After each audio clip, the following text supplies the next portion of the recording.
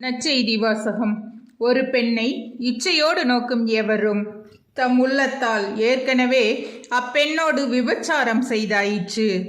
மத்தேயு எழுதிய தூய நற்செய்தியிலிருந்து வாசகம். அதிகாரம் 5, இறைவசனங்கள் 27 முதல் 32. அக்காலத்தில் விபச்சாரம் செய்யாதே என கூறப்பட்டிருப்பதை கேள்விப்பட்டிருக்கின்றீர்கள். ஆனால் நான் உங்களுக்கு சொல்கிறேன், ஒரு பெண்ணை இச்சையுடன் நோக்கும் எவரும் தம் உள்ளத்தால் ஏற்கனவே அப்பெண்ணோடு விபச்சாரம் செய்தாயிற்று. உங்கள் வலக்கண் உங்களை பாவத்தில் விழ செய்தால் அதை பிடுங்கி எறிந்து விடுங்கள். உங்கள் உடல் முழுவதும் நரகத்தில் எரியப்படுவதை விட உங்கள் உறுப்புகளில் ஒன்றை நீங்கள் இழப்பதே நல்லது.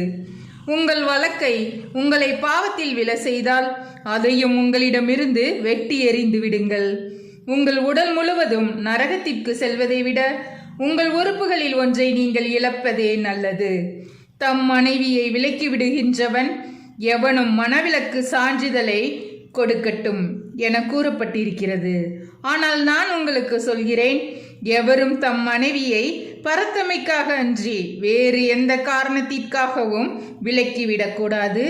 அப்படி செய்வோர் எவரும் அவரை விபச்சாரத்தில் ஈடுபட செய்கின்றனர்.